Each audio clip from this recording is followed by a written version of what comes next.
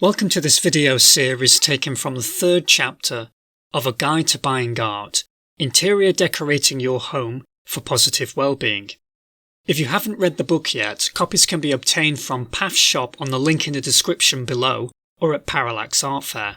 In this second video of the series, we'll learn about a technique that builds on the principle of massing that we learnt about in the first video. So let's dive in.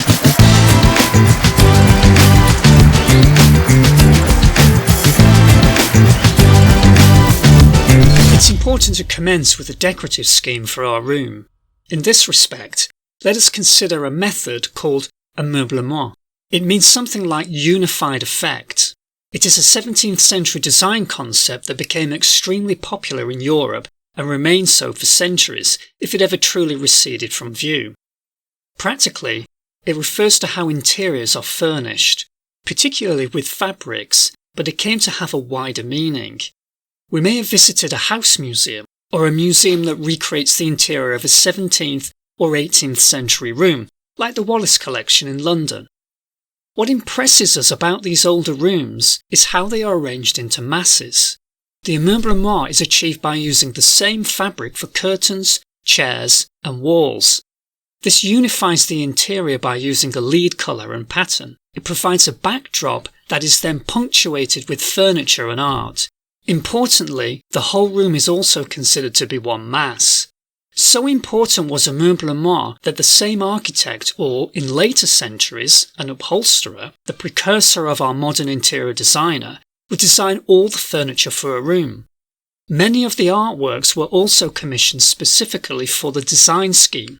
This is the reason why such rooms strike us when we first enter them, particularly if the room is well proportioned. When thinking about how to arrange our room into masses then, we also need to remember that the room is a single mass too.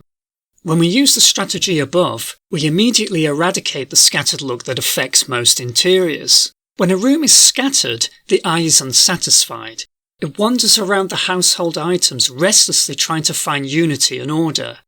We have likely heard the maxim, less is more.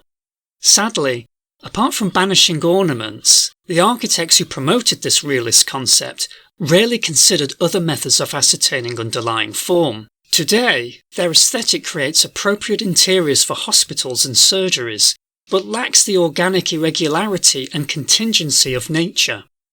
Celebrating the imperfections and quirks of nature seems much more appropriate in the 21st century.